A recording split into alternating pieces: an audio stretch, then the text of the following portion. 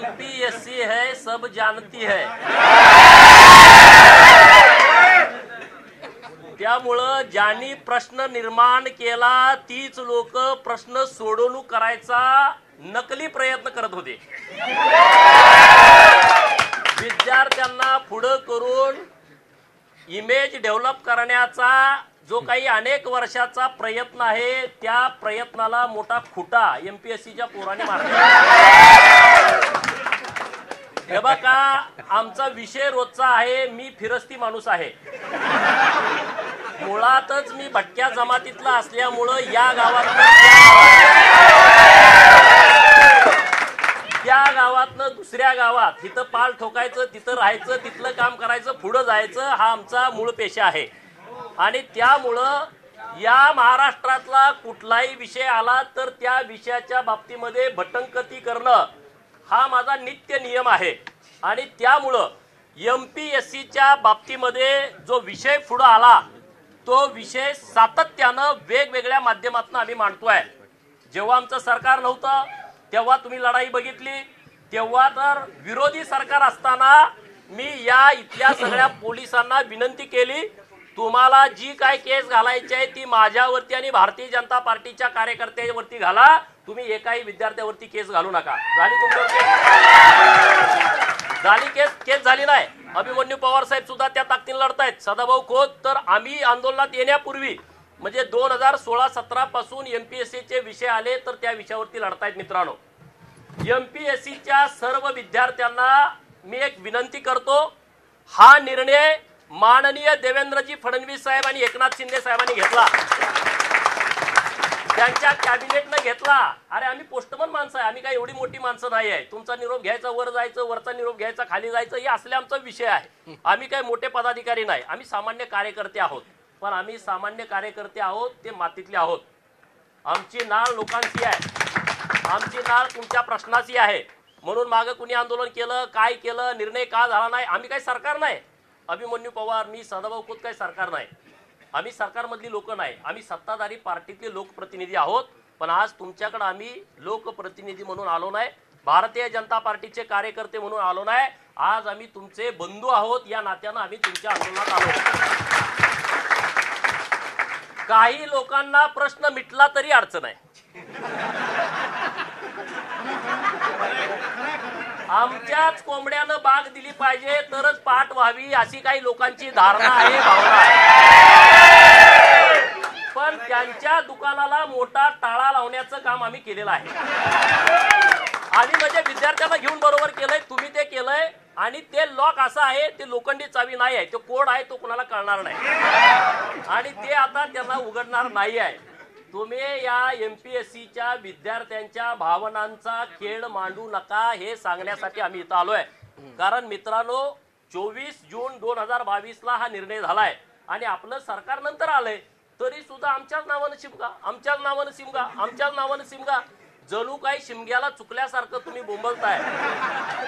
तुम्ही करायला सोडवणूक, तुमच्याकडे जेव्हा होतं तेव्हा तुम्ही दूरदृष्टीनं निर्णय करायला पाहिजे होता, तुम्ही तेव्हा त्या लोकांना सगळे बोलले होते।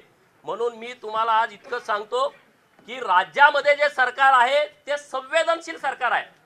गेल्या 6 महिन्यामध्ये राज्य सरकारनं या महाराष्ट्रातल्या लोकांच्या हिताचे जे निर्णय केलेले आहेत, गावगाड्यातल्या लोकांच्या हिताचे जे निर्णय केलेले आहेत, एखादा प्रश्न निर्माण व्हावा आणि तो प्रश्न सातत्यानं पेंडिंग पडावा ही आमच्या सरकारची भावना नाही। मित्रांनो, आज एमपीएससीचा विषय आल्याच्या नंतर मला काही मीडियामधल्या पत्रकार मित्रांनी प्रश्न विचारला की आता एवढं आंदोलन झालं, निर्णय का झाला नाही। हा धोरणात्मक विषय होता। जेव्हा तुम्ही बोलला की माननीय सीएम साहेब आणि डीसीएम साहेब यांच्याशीच आमचं बोलणं झालं पाहिजे तरच आम्ही पुढे बोलू, हे काय ठरवलं होतं? तुम्ही तुमची मागणी आली, माननीय डीसीएम साहेब सीएम साहेबांच्याकडे हा निरोप दिला, डीसीएम साहेबांचा फोन आला आणि तेव्हा हा विषय पुढे आल्यानंतर त्यांनी काय सांगितलं की हा कॅबिनेटमध्ये चर्चेला विषय घ्यावा लागेल। योगायोग चांगला, आज तुम्ही सुद्धा तारीख चांगली काढली आहे, ज्या दिवशी नाहीतर हा विषय पेंडिंग पडला असता। समजा 2 दिवसानं कॅबिनेट असती तर 2 दिवस तर आंदोलन चाललं नसतं। तुम्ही सगळी हुशार माणसं आहे, थोड्या काळामध्ये आंदोलन कसं करावं, आंदोलन कधी करावं आणि आंदोलनाला कुणाला बोलवावं, आता आता ह्यात आमचा दोष काय आहे? आमचा काही दोष नाही. आम्ही जिथं बोलवाल तिथं येणार, कारण आम्ही मोकळे गडी आहोत. आम्हाला दुसरं काय आमचा कारखाना नाही, सुतगिरी नाही, बँक नाही, आम्ही कुठं बिजी नाही, आम्ही पूर्ण वेळ मोकळे आहोत. आणि त्यामुळं तुम्ही जिथं आवाज द्याल तिथं आम्ही होऊ देणार, तिथं तुमच्या बाजूने उभा राहणार. मी तुम्हाला हात जोडून विनंती करतो, आता सगळं तुमच्या मनासारखं झालंय बाबांनो, अभ्यास करा, अधिकारी व्हा, पोस्ट काढा, अधिकारी व्हा. आणि या महाराष्ट्रात आता सगळ्या मुलांची भाषणं ऐकल्यानंतर तुमचा सगळ्यांचा आवाका आम्हाला कळालाय. तुम्ही ज्या पद्धतीनं मांडणी करताय, ज्या पद्धतीनं बोलताय, सगळे विषय तुमचे समजून घेतले मित्रांनो. काय कुणाला नवस केल्यावर काय होतंय, कुणी उपवास केल्यावर काय होतंय.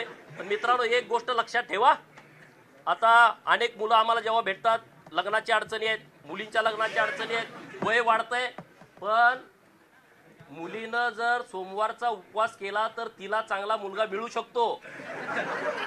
पण पोरानो, तुम्हाला उपवास करून चांगली मुलगी मिळणार नाही. तुम्हाला MPSC सिलेक्टच व्हावं लागेल. आणि त्यामुळं गमतीचा भाग जाऊ द्या. त्यामुळं तुम्ही सगळे अभ्यास करा. मुलींना मुलांना मनापासून शुभेच्छा देतो. पण आज पुन्हा एकदा सिद्ध झालं, राज्याचे नेते माननीय देवेंद्रजी फडणवीस साहेब या तळागाळातल्या लोकांशी जॉईन आहे. लगेच निर्णय होणं एवढं सोपं नाही, परंतु तुमचा आवाज त्यांनी ऐकला आणि त्या आवाजाला तात्काळ सकारात्मक प्रतिसाद दिला. हे सगळं यश विद्यार्थी आणि माननीय CM DCM साहेबांचं आहे. आम्ही फक्त मधले गडी आहोत. आम्ही काय लय काय आम्हाला क्रिकेट कोण यांना टीव्हीला दिसायचं आहे, यांना क्रिकेट घ्यायचं आहे. अरे आम्ही फाटकी माणसं आहे. आम्ही असं अनेक संघर्ष करत पुढे आलोय. बैलगाड्याची जेव्हा शर्यत घेतली तेव्हा तुम्हाला सगळ्यांना माहित आहे 2000 पोलीस त्या परिसरामध्ये होते. 20 किलोमीटरच्या परिघामध्ये 2000 पोलीस. मुंगीला सुद्धा विचारून यावं का अशी परिस्थिती निर्माण झाली होती. पण आम्ही एखादा विषय हातामध्ये घेतला. मला अनेक लोकांनी सांगितलं तुझी आमदारकी जाईल. मी म्हटलं जाऊ दे, त्या लोकांच्या मुळे मला मिळाली आहे, पण मी मागे घेत नसतो. ते आंदोलन आम्ही सक्सेस केलं. तुम्ही सगळी शेतकऱ्यांची पोरं आहे. आज तुम्ही बघा, जवळपास 59 खिलारी जनावरांची, गोवंशाची जी जनावर आहेत त्यांची हत्या झाली होती. आता सगळं बदललं, जनावरांचे दर बदलले. आम्ही एसटीचं आंदोलन हातामध्ये घेतलं. या इतिहासामध्ये एसटीच्या पहिल्यांदा बेसिक मध्ये 5000 रुपयाची वाढ करून दिली. बेसिक मध्ये. तुमचं तर MPSCचं आंदोलन तुम्ही बघितलं. अनेक विषय आम्ही हातात घेऊन चाललोय. महाज्योतीच्या बाबतीमध्ये सरकारनं निर्णय केला या 6 महिन्यामध्ये, मोठा केलाय का नाही केला? का मी सरकारचा प्रतिनिधी आहे म्हणून सरकारची बाजू घेतोय? मी अभिमानानं सांगतो, या सरकारनं MPSCच्या बाबतीमध्ये चांगले निर्णय केले. MPSCच्या बाबतीमध्ये पोस्ट वाढवण्याचे चांगले निर्णय केले. 2019ची मुलं ज्यांना नियुक्तीपत्र द्यायचं बाकी होतं, उपजिल्हाधिकारी होते, BDO होते, त्या पोरांची लढाई आम्ही लढलो. त्यांना पोस्टिंग द्यायची जबाबदारी आम्ही घेतली आणि त्यांना पोस्टिंग मिळवून दिला. महाज्योती मधले सगळे राहिलेले पेंडिंग निर्णय केले. सारथी मधले सगळे राहिलेले पेंडिंग निर्णय केले. बार्टी मधल्या विद्यार्थ्यांचे जे प्रश्न आहेत त्यावरती सरकारनं सकारात्मक निर्णय केला. या राज्यामध्ये 72 विद्यार्थ्यांची OBC हॉस्टेल मुलींसाठी आणि मुलांसाठी सरकारनं तात्काळ निर्णय केला. त्याच्यावरती थांबलं नाही सरकार की आम्ही टेंडर काढू, आम्ही बांधकाम करू, मग विद्यार्थी तिथं राहायला जातील. सरकारनं 2 निर्णय केले. एका बाजूला जाहिरात काढली की जे भाड्यानं देतील तिथं हॉटेल तात्काळ चालू करायचं आणि दुसऱ्या बाजूला टेंडर करायचं आणि जेव्हा इमारत तयार होईल तेव्हा तिकडे शिफ्ट करायचं. कितीतरी चांगले निर्णय केले. आणि त्यामुळं बाकी काही निर्णय राहिले असतील तर निश्चितपणे तुम्ही आम्हाला सांगा, आम्ही त्याचा पाठपुरावा करू. आता विषय PSIचा आला, आता विषय तलाट्यांचा आला. PSIच्या बाबतीमध्ये माननीय अभिमन्यू साहेब, मी स्वतः आणि सदाभाऊ माननीय देवेंद्र फडणवीस साहेबांच्याकडे तुमच्या शिष्टमंडळाची एक बैठक करतो. ती लवकरात लवकर करतो. आता नव्यानं विषय आला, तलाट्यांचा विषय आला, तर त्या विषयामध्ये सुद्धा MPSCनं तलाठीची परीक्षा घ्यावी ही जी मागणी आहे त्याचाही आम्ही पाठपुरावा करतो. मित्रांनो, एक निर्णय झाला तर त्याचा आपण आनंद घेऊया. दुसरे विषय आहेत ते विषय सुद्धा तुम्ही आमच्याकडे द्या. त्या विषयाचा सुद्धा आम्ही पाठपुरावा करू. पण तुम्ही सगळेजण आता अभ्यासात लक्ष द्या. आता हे काही बाकीचे जे विषय आहेत ते आमच्यावरती सोपवा. आजचं जे आंदोलन आहे अराजकीय आंदोलन असताना सुद्धा काही मुलांचे फोन आले. त्या फोनमुळे आम्ही इथं आलो. तुम्हाला पाठिंबा देण्यासाठी आलो, तुम्हाला पाठबळ देण्यासाठी आलो. तुमची बाजू सरकारकडे मांडण्यासाठी आलो आणि आम्हाला या गोष्टीचं समाधान आहे, या गोष्टीचा आनंद आहे की तुमची बाजू आम्ही सरकारकडे मांडली आणि सरकारनं या विषयावरती सकारात्मक निर्णय घेतला। मी मनापासून तुमचं अभिनंदन करतो, सरकारचं अभिनंदन करतो, तुम्हाला खूप खूप खूप शुभेच्छा देतो की तुम्ही तुमच्या आयुष्यामध्ये यशस्वी व्हा, एवढ्या शुभेच्छा देतो आणि थांबतो। जय हिंद, जय महाराष्ट्र।